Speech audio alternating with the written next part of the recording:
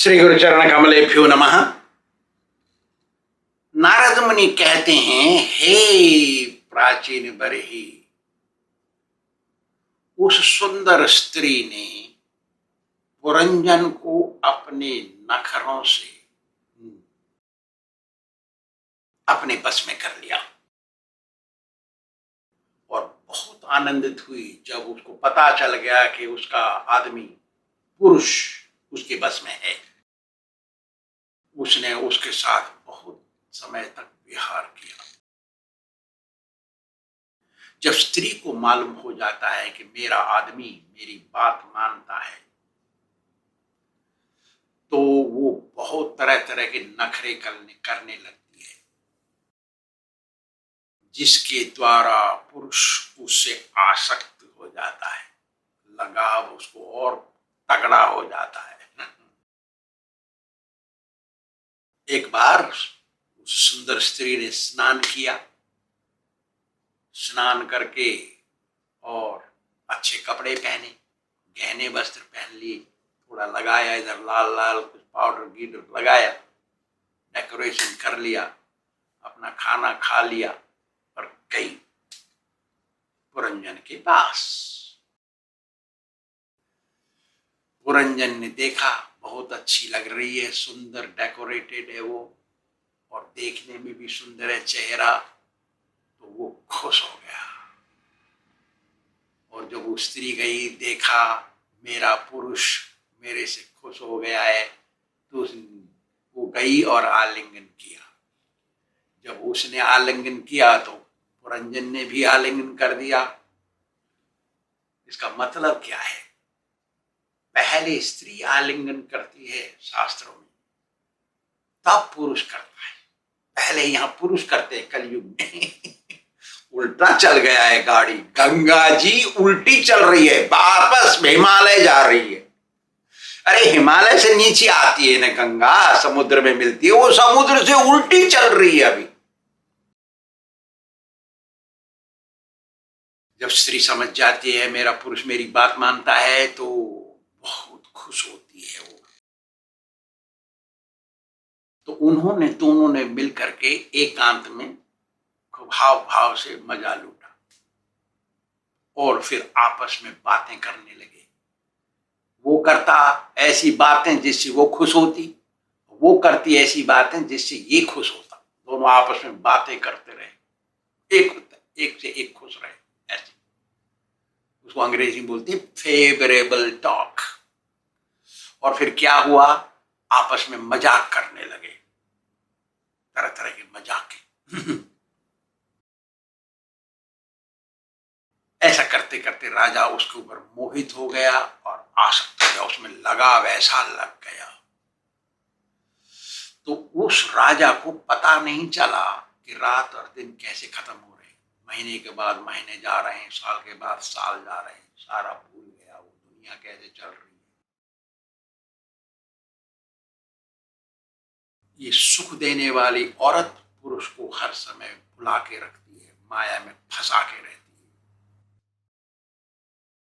इसको स्त्री का नाम कहते हैं प्रमदा, इसलिए क्योंकि वो ऐसा काम करती है जिससे पुरुष एक तरह के नशे में जैसे रहता है, ऐसा रहता है।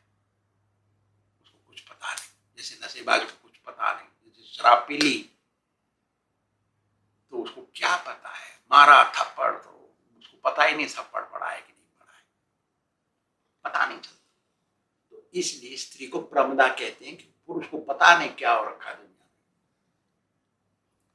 राजा पुरंजन तो राजा था और वो समझदार था, उसकी बुद्धि बहुत तीव्र थी, लेकिन वो स्त्री से ऐसा मोहित हो गया, ऐसा आसक्त हो गया कि वो दुनियादारी को बिल्कुल भूल गया। और जो पड़ा रहता पलंग पर, तो अपनी स्त्री के हाथ को, बाह को और तकिया बनाता, स्त्री की बाह को तकिया बना के पड़ा रहता, और कैसे रात चलेगी पता नहीं, ऐसा करता। तो वो आदमी परमात्मा को भूल गया कि मेरा सबसे बड़ा दोस्त तो परमात्मा है, उसका संबंध भूल गया।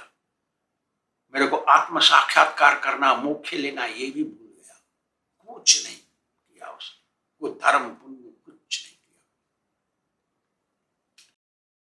तो श्रीमद् भागवत कहता है तमोद्वारम योषितान संग संगम।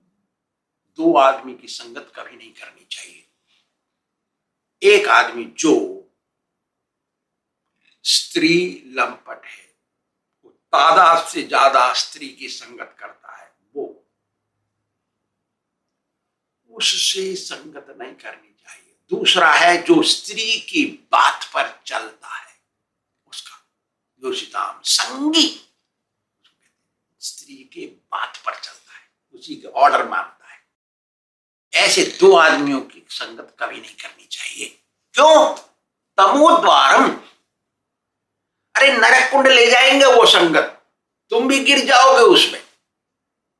वो धीरे धीरे धीरे धीरे आपको उस मार्ग में ले जाएगा, वो जिस मार्ग में है। इसलिए उस ऐसे आदमी की संगत नहीं करनी चाहिए। तो नारद मुनि कहते हैं ऐसे जीव ऐसे बिताते बिताते दिन और रात, महीने के बाद महीने, साल के बाद साल, आधे क्षण के तरह से चले गए, चुटकी की तरह। कैसे? देखिए, आप यदि 30 बरस 20 बरस से शादी किए हुए हैं, आपके 30-20 बरस कैसे चले गए याद है आपको? ऐसे चले गए जैसे चुटकी। कैसे चले गए मालूम नहीं, खत्म हो गए, उसके बारे में सोचते भी नहीं कोई। ऐसे चले गए इसके पुरंजन की। तो सारी जवानी निकल गई, आधी उम्र चली गई एक चुटकी की तरह। फिर कभी नहीं सोचा मुझे क्या करना चाहिए इस जिंदगी का। मनुष्य शरीर क्यों मिला है हमको, इसके बारे में जो नहीं सोचता वही पुरंजन है। मनुष्य शरीर भगवान ने हमको क्यों दिया है, जो नहीं जानता वही पुरंजन है, पशु।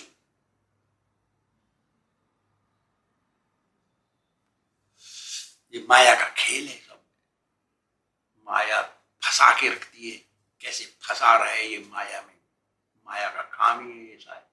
किसी पार्टी में जाओ, वो सोचते हैं मेरी पार्टी छोड़ के ये न जाए, दूसरी पार्टी में शामिल ना हो जाए।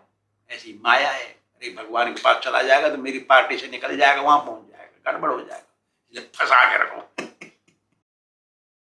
और माया से निकलना केवल दो आदमी के हाथ में है।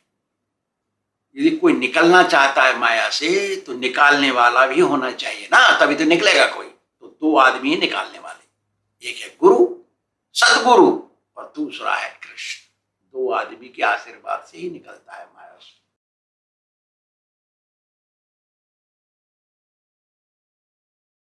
ऐसे ही मिलते मिलते मिलते मिलते पुरंजन ने उस पुरंजनी से 1100 पुत्र बनाए और 110 पुत्रियां बनाई। माने 1210 बच्चे बनाए। इतने बच्चे हो गए उसके। और फिर वो बच्चे बड़े होशियार निकले, क्योंकि राजा के बेटे थे। वो अपने माँ बाप का नाम बढ़ाए, आगे कीर्ति बनाए। जब बच्चे बनाते हैं तो उनको सिखाना चाहिए कि मेरे कीर्ति बढ़ाओ, नाम बढ़ाओ, सब लोग जाने मेरा नाम। तो आजकल तो कुत्ते बिल्ली की तरह बच्चे पैदा होते हैं, और कुत्ती बिल्ली की तरह बाप बाप मर जाते हैं, कौन याद रखता है उनको। तो ऐसा करते करते उसका आधा जीवन तो समाप्त हो गया। फिर वो चिंता में लगा कि मेरे बच्चों की शादी कब होगी, कैसे होगी। पुरुष लड़के की शादी की तो विशेष चिंता नहीं रहती, लड़की की शादी की चिंता रहती है। अरे मेरे को लड़का कहाँ मिलेगा, कैसे मिलेगा, कैसा होगा वो, मेरी बेटी की देखभाल करेगा कि नहीं, वो सप्लाई करेगा कि नहीं, खाना पीना सारा इंतजाम, कहीं पागल तो नहीं है वो, दिखावा तो नहीं है उसका, झूठ तो नहीं बोल रहे हैं वो उसके माँ बाप।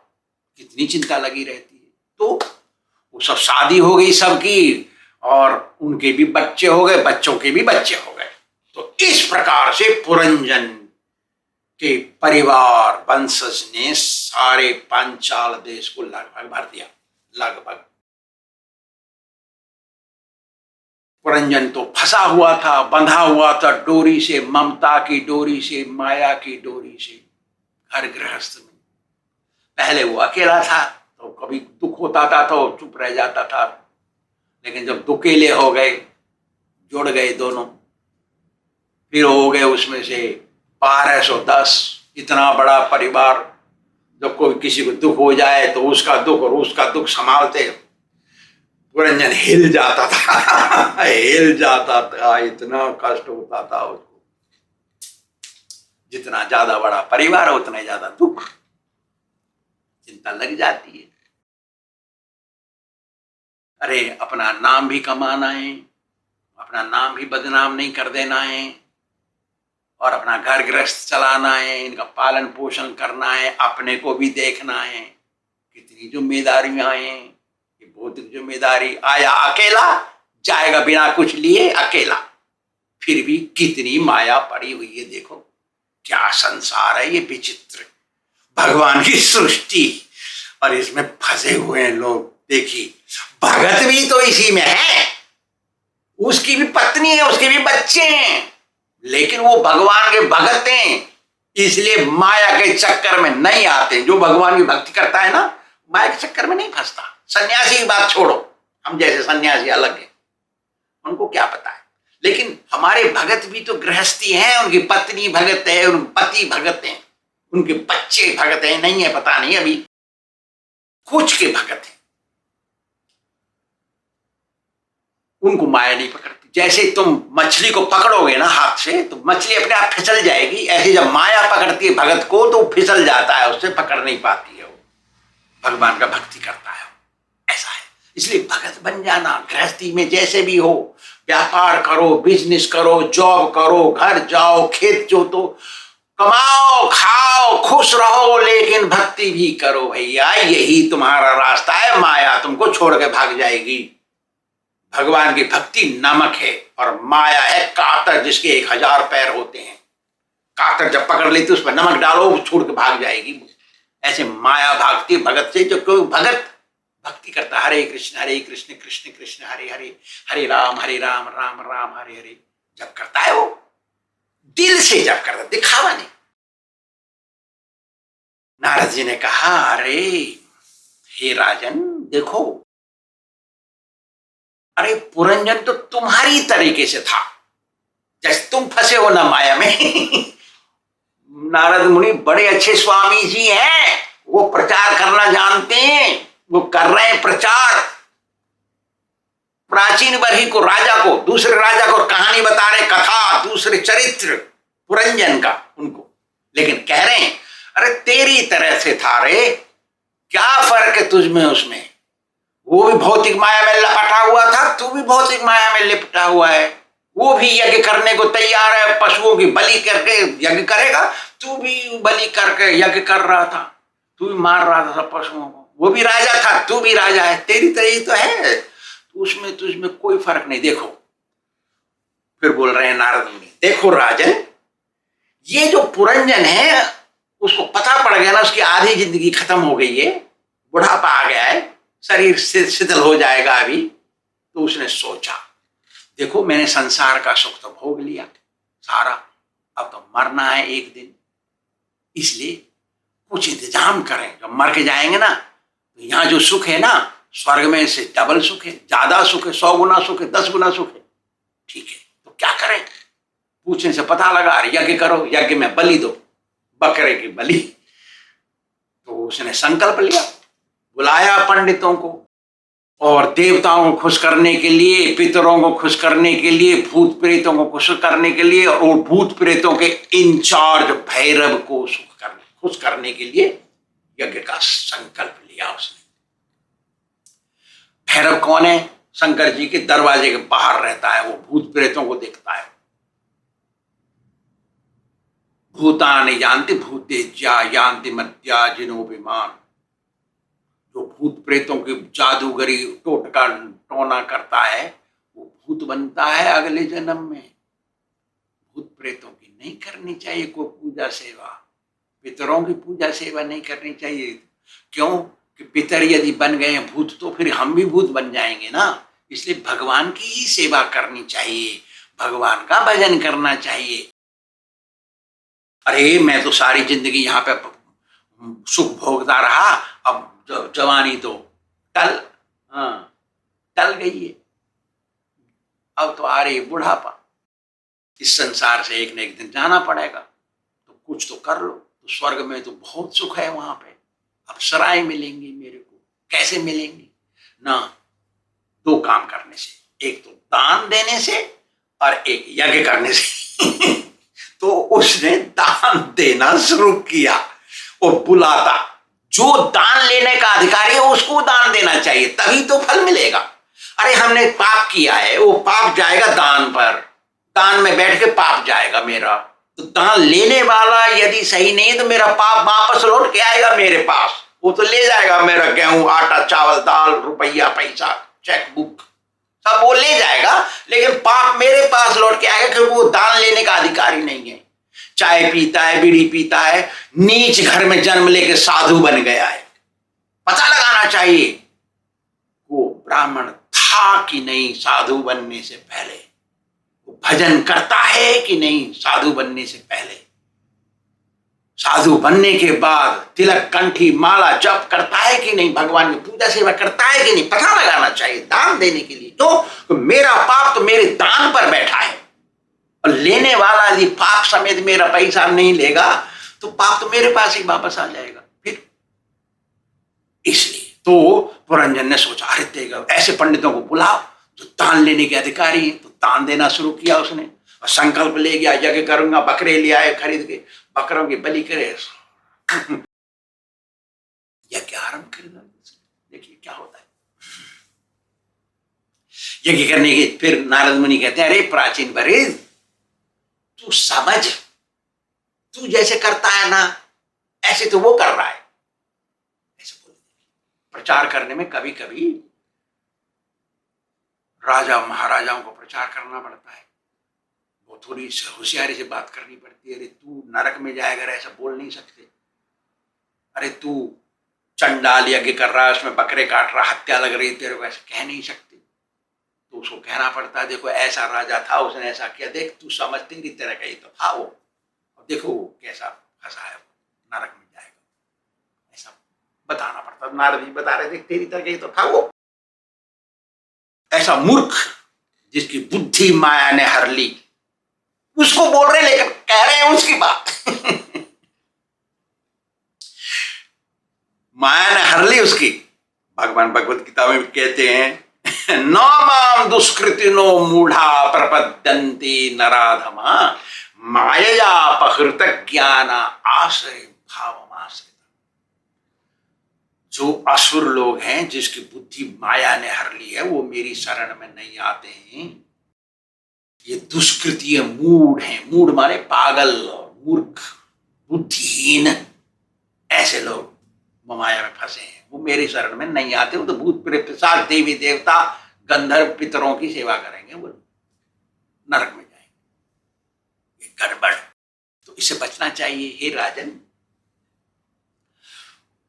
पुरंजन ने सारा जीवन भौतिक जिंदगी में बिताया, परिवार का पालन करना, उनका भरण पोषण करना, यही मेरी ड्यूटी है, ऐसा सोचा। उसने आत्मा का कल्याण कभी नहीं सोचा, मेरी आत्मा की भलाई कैसे होगी, कभी नहीं सोचा। ऐसे जिंदगी बीत गई।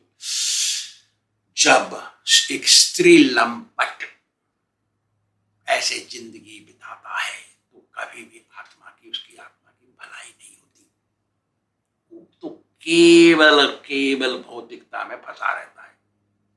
लेकिन जब गृहस्थी, कोई पुरुष स्त्री बच्चे भक्त बन जाते हैं तो वही काम करते हैं, आपस में सोते हैं, कमाते हैं, खाते हैं, रोटी बनाते हैं, हंसते हैं, सब कुछ करते हैं, लेकिन भगवान के भगत बन गए इसलिए भजन करते हैं। तो ऐसे आदमी पुरंजनी की तरह अनुभव, गंदा अनुभव नहीं करते, तो आत्मा की देखभाल भी कर रहे हैं। तो पुरंजन ने ऐसा कभी नहीं किया। तो जब बुढ़ापा आ गया तो वो चिंता में फंसा, अरे तेरी मेरे तो बुढ़ापा आ गया। जो बुढ़ापा आ जाता है ना, ऐसे प्रपंचियों का, जो इंद्रिय सुख में, भोग विलास में लगे रहते हैं, वो नहीं चाहते बूढ़े हो जाएं, क्योंकि बूढ़े होने से इच्छाएं तो बढ़ती हैं, शरीर काम नहीं करता है। तो पुरंजन को अच्छा नहीं लगा कि मैं बूढ़ा हो रहा हूं, क्योंकि अब इंद्रिय सुख नहीं भोग सकता हो। और उसकी स्त्री भी नहीं चाहती है कि मेरा आदमी बूढ़ा हो जाए, क्योंकि मैं जैसा सुख भोग रही थी पहले ऐसा नहीं भोग सकती अब, इसलिए मेरा आदमी बूढ़ा नहीं हो। लेकिन होते दोनों के दोनों बूढ़े हो जाते हैं, फिर भी वो कभी नहीं सोचते हैं कि आत्मा की भलाई कैसे होगी। नाना प्रकार की चिंताएं सताती हैं बुढ़ापे में। अरे तेरे की मैंने क्या किया रे। जब बुढ़ापा आ गया रोने लगा, अरे क्या किया मैंने प्रभु कहने लगा। कितना पछतावा हो रहा है, पछतावा होता है। क्यों पछताना, अरे भगत बन जाना, सब कुछ करना, जैसे कर रहे हो सब कुछ करो, जो 99 कर रहे हो करो 99, लेकिन एक और जोड़ दो, 100 कर लो, भगवान की भक्ति जोड़ दो। हरे कृष्ण कृष्ण कृष्ण हरे हरे, हरे राम राम राम हरे हरे। ऐसा करने में कोई पैसा नहीं लगता है। कोई भी पंडित, कोई भी साधु नहीं बोलेगा, क्योंकि वो स्वयं नहीं करते, कहेंगे क्या। और कह भी देता है कोई तो स्वयं भजन नहीं करता है। गुणम गुण स्वाहा रुपया ही कहते हैं। पंडितों से 25 गज दूर रहते हैं भगवान हर समय। पंडित भगवान की तरफ जाता है तो भगवान पीछे चलते हैं, 25 गज की दूरी बनाए रखते हैं, भक्तों के साथ रहते हैं। भक्त कौन है, भगवान का जो भजन करता है वही भगत है। तुम भी भगत बन सकते हो अपने घर में। तो उसकी इंद्रियां शिथिल हो गई। अब अंतिम समय आने वाला है, लेकिन काम वासना का तो अंत होता नहीं। उसकी इच्छाएं बढ़ती हैं काम वासना की, लेकिन शरीर काम नहीं करता है। और काम वासना ही एक रस्सी है जो प्राणी को संसार भवसागर में बांधे रखती है, जन्म मरण के चक्कर में रखती है उसको। बालापन में तू खेला खाया, आई जवानी मस्त रहा। बचपन था तेरा तो खेल कूद में पढ़ने में बिता दिया, जवान हो गया तो लड़की ढूंढा तूने, मस्त हो गया, किसी की केयर नहीं किया। जिंदगी क्या है, किस लिए क्यों मिली पता नहीं, किसी की बात नहीं मानने का। लेकिन बूढ़ेपन में रोग सताया, देखा बुढ़ापा आ गया, रोग पकड़ता है, फिर खाट पलंग पछताएगा। बड़ा बड़ा पछताता रहेगा, रे तेरे की मैंने क्या कर दिया रे, क्या कर दिया, सारी जिंदगी मैंने बर्बाद कर दिया, मुझे मरना है, जाऊंगा नरक में, क्योंकि सारी जिंदगी मैंने ऐसा किया। बुढ़ापे में कितना भजन हो सकता है। अरे भजन करने में तो हाथ भी तो लगाने दुखते हैं, जीभ दुखती है, घूम नहीं सकती इतनी जल्दी, फिर कैसे भजन होगा। इसलिए भजन करना चाहिए, पुनर्जन्म नहीं हो जाना चाहिए। पुनर्जन्म का कारण है केवल एक, भौतिक वासना, सुख की, भौतिक सुख की इच्छा, मेरा परिवार, मेरी ममता, ममत्वम कहते हैं संस्कृत में। ये विषयों को भोगते भोगते किसी की तृप्ति नहीं हुई, तो पुरंजन की भी तृप्ति नहीं हुई, उसकी इच्छाएं बढ़ गई, काम वासना नहीं कर सका वो। तो नारद जी कहते हैं, हे राजन, उस पुरंजन के ऊपर एक गंधर्व राजा ने आक्रमण किया, उसका नाम था चंडवेग। चंडवेग कहते हैं समय को, काल को, काल संस्कृत भाषा में, समय हिंदी भाषा में। वो लेके आया 360 पुरुष सैनिक और 360 स्त्री सैनिक। पुरुष सैनिक गंधर्व सैनिक, स्त्री सैनिक गंधर्वी सैनिक। गंधर्व और गंधर्वी के सैनिक, क्यों, गंधर्वों का राजा था वो। 360 पुरुष सैनिक और 360 गंधर्वी सैनिक, 720 लेके आया वो और आक्रमण कर दिया, घेर लिया। किसको, पुरंजन की नगरी को। नगरी मतलब शरीर, और चंडवेग का मतलब समय काल, समय। और ये 360 पुरुष सैनिक दिन, 360 दिन होते हैं। 360 स्त्री सैनिक रात, 360 रात्रि, 360 दिन, 360 रात्रि, दोनों मिला के एक दिन होता है, 24 घंटे। और वो स्त्री सैनिक भी 2 प्रकार की थी। कौन सी? एक गोरी, एक काली, शुक्ल पक्ष और कृष्ण पक्ष, दो बट गए, दो पक्ष हो गए। इस प्रकार से उसने तो पकड़ लिया, सब लूटने लगे आपस में।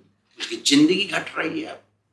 हम कहते हैं हम बढ़ रहे हैं जिंदगी में, अब 60 वर्ष के हो गए और 50 वर्ष के हो गए, 30 वर्ष के हो गए, ये नहीं सोचते हम मर रहे हैं रोज। इतने 30 वर्ष तो मेरी जिंदगी से निकल गए, 60 वर्ष निकल गए। अब सूर्योदय से सूर्यास्त तक एक दिन घटता है हमारा, सूर्यास्त से सूर्योदय तक एक रात घटती है हमारी। कहाँ है? आयुष क्षणयो कोपी न लभ्यते कर्ण सोटि भी स्वर्ण कोटि भी। हमारी आयु में से एक क्षण भी चला गया तो वो वापस नहीं आ सकता, चाहे आप करोड़ों रुपए दे दो, तो जीवन बर्बाद होगा। वहां जब चंडवेग ने आक्रमण किया उसके ऊपर, वहां पे था 5 फन वाला सर्प। वो भी तो बूढ़ा हो गया था। 5 फन वाला, उसको 5 प्राण वायु कहते हैं, सांस लेना। प्राण अपान बता दिया पहले, प्राण अपान उदान व्यान समान, 5 प्रकार के प्राण। तो वो लड़ा उनसे, किनसे? चंडवेग के सैनिकों से। और कितनी देर अकेला लड़ता है? तो 720 थे। लड़ा बेचारा, और करेगा क्या, वो तो बुढ़ापा हो गया उसको। वो चुप हो गया। फिर शरीर जब शिथिल हो जाता है, इच्छाएं बढ़ती हैं, वो मिल जाए, वो मिल जाए, ये हो जाए, वो हो जाए। मैंने देखा एक बूढ़े को, वो बेचारा कचौड़ी खाने की इच्छा उसको, तो उसके पास पैसा नहीं, बेटे से देते नहीं। बेटे हैं, उनको पढ़ाया लिखाया, बना दिया, सब कुछ दे दिया, घर उनका हो जाएगा, मर जाएगा, ये खेत क्यारी सब उनके नाम में हो जाएगा, लेकिन वो नहीं दे रहे पैसा। उस जमाने में 2 रुपया का कचौड़ी मिलता था। मेरे कहा, स्वामी जी को जान पहचान का था, तो स्वामी जी मेरी कचौड़ी खाने की इच्छा हो रही है। मैंने कहा, आप तो धनी हो। नहीं, मेरे पास पैसा नहीं, वो देते नहीं। जैसे तो मालूम पड़ा हमको कि क्या हो रखा उस बुड्ढे का। अपनी बुढ़िया माँ को, बाप मर जाए तो माँ को फेंक देते हैं वहां, वृद्धाश्रम में फेंक देते हैं बच्चे, और करोड़पति हैं वो। ये हालत है। क्यों ऐसी हालत भोगना चाहते हो? भजन करो श्याम श्यामा को, जिन्होंने दुख हरो सुदामा को। भजन करो, कुछ नहीं तो क्या हुआ? इस चंडवेग 5 फन वाला जो सर्प था, लड़ रहा था इनसे, तो चुप हो गया। वो भी शिथिल हो गया था। लड़ता लड़ता करेगा क्या? चंडवेग तो पकड़ा, गंधर्वियों ने तो उसको लूट लिया सब तरीके से। तो जब सो जाता था पुरंजन, तो गंधर्वी सैनिक उसको पकड़ देती, घटा देती एक रात। जब वो जगता था, दुनियादारी देखते, वो तो गंधर्व सैनिक, पुरुष सैनिक एक दिन घटा देते थे। और चंडवेग तो क्या था, आक्रमण, मरेगा अब ये। मरना क्यों? वृद्धस्ता बालस्तावत क्रीडा सकता, तरुणस्तावत तरुणी सकता, वृद्धस्तावत चिंता सकता, परिब्रह्मणे को भी न सकता। अरे बच्चे थे तो हम खेल कूद में बिता दिए, जवानी हो गई, लड़की कहाँ मिलेगी, ये देखा हमने, मस्त रहे वहां पे, किसी की बात नहीं मानते थे, कुछ नहीं सोचा भविष्य के बारे में। भविष्य को ही सोचा, मरने से पहले की चीज भविष्य है। आत्मा का भविष्य है मरने के बाद। जब हमारी मृत्यु हो जाएगी उसके बाद भविष्य शुरू होता है आत्मा का। ये तो मन का, शरीर का भविष्य है मरण तक। वृद्धापे चेंद्रियाणा, बुढ़ापे में चिंताएं लगती है, शरीर शिथिल, इंद्रिय काम नहीं करती हैं, इच्छाएं बढ़ती हैं। ऐसा क्यों? भोगने का, भजन करने का, जिससे ऐसा समय ही नहीं आवे, भगवान का आशीर्वाद मिले। जिस योग में, जिस भोग में, जिस रोग में, जिस योग में रहो, राधा गोविंद राधा गोविंद राधा गोविंद कहो। चिंता नहीं, खाली भजन करने का। किसी भी रोग में हो, किसी भी भोग करो, कोई भी चीज का भोग करो, किसी योग मार्ग में लग जाओ तो भी भजन करो। हरे कृष्ण कृष्ण कृष्ण हरे हरे, हरे राम राम राम हरे हरे। यही सार है। बुढ़ापा आ गया है, पुरंजन को बूढ़ा हो गया है, उसकी समझ में आ गया है कि अरे तरीके मैंने कैसी सारी जिंदगी बिताई, हरि नाम भजन के बिना। ऐसी चिंता हम लोगों को न लग जाए, हम सही मार्ग में चलें, शुरू से ही सही मार्ग में चलें, यही लक्ष्य बना के चलें। मरने के बाद हमारा भविष्य को संभालें, तो चाहे अच्छा रहे वो, ऐसा सोचना चाहिए। धन्यवाद। श्री राधा गोविंद भगवान की